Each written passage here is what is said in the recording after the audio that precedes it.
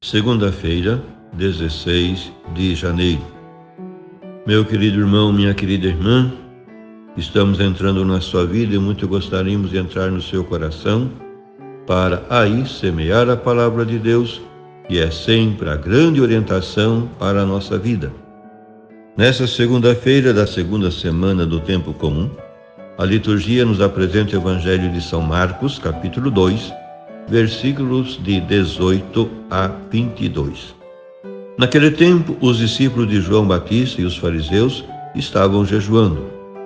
Então vieram dizer a Jesus: por que os discípulos de João e os discípulos dos fariseus jejuam e os seus discípulos não jejuam? Jesus respondeu: os convidados de um casamento poderiam, por acaso, fazer jejum enquanto o noivo está com eles? Enquanto o noivo está com eles, os convidados não podem jejuar. Mas vai chegar o tempo em que o noivo será tirado do meio deles. Aí então eles vão jejuar. Ninguém põe um remendo de pano novo numa roupa velha, porque o remendo novo repuxa o pano velho e o rasgão fica maior ainda. Ninguém põe vinho novo em odres velhos, porque o vinho novo arrebenta os odres velhos e o vinho e os odres se perdem. Por isso, vinho novo em odres novos.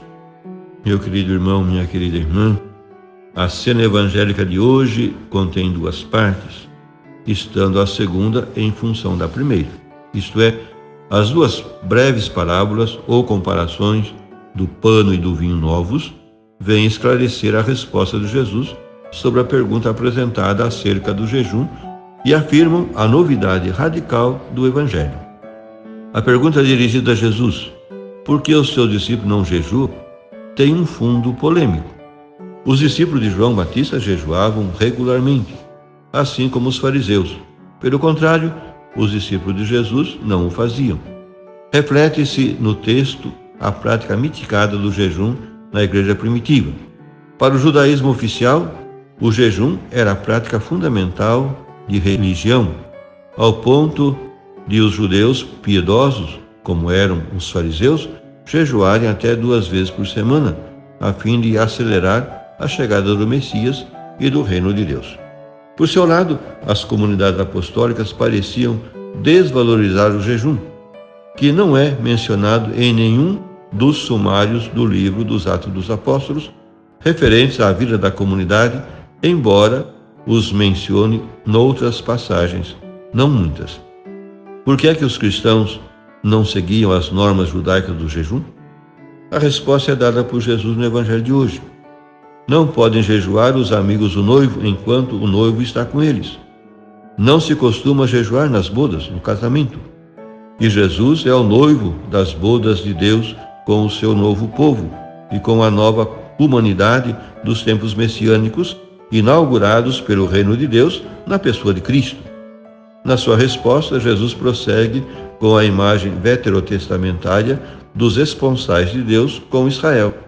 Quando lhes faltar o noivo, alusão à morte de Jesus, então os seus amigos jejuarão, isto é, sofrerão perseguição e dificuldades, tristeza e desolação.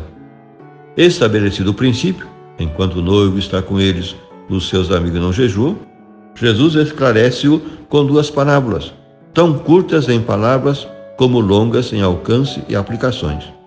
Ninguém põe remendo de pano novo em roupa velha, porque a peça nova repuxa a roupa e deixa um rasgão ainda maior.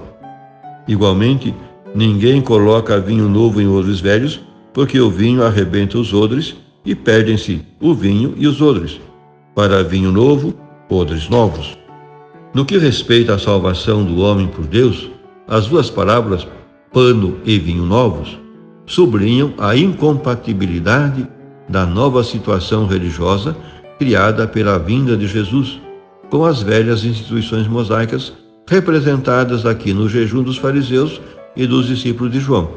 Tomando como ponto de partida a questão do jejum, a mensagem transmitida por Jesus é o novo que se inaugura na sua pessoa, doutrina e conduta.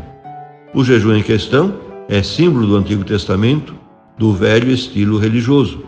Ao rejeitá-lo, Jesus declara que, nos velhos moldes da lei e instituições mosaicas, não poderão acontecer o novo espírito do Evangelho e do Reino de Deus, porque esses são o pano novo e o vinho novos, incompatíveis com a roupa e os odres velhos. De fato, Cristo não se empenhou em reformar a sinagoga e o velho culto. Antes, fundou o novo povo de Deus, a nova comunidade cultural, o novo Israel, isto é, a Igreja. Por fim, rezemos. Nós te bendizemos, Pai, pelo cálice do vinho novo, que sela a tua aliança conosco pelo sangue de Cristo. Ele entregou-se nas mãos dos verdugos, para que do seu sangue derramado nascesse o novo povo, como da uva prensada nasce o vinho da festa. Que esse vinho novo do teu Espírito, fermento do reino, faça arrebentar os nossos odres velhos, para que possamos assimilar a novidade do Evangelho. Concede-nos, Senhor, movermos-nos com a fiel liberdade que dão o amor e a amizade contigo. Amém. E a você, meu querido irmão, minha querida irmã, que me acompanhou neste encontro com a Palavra de Deus, desça sobre ti a bênção de Deus Todo-Poderoso, Pai e Filho e Espírito Santo. Amém.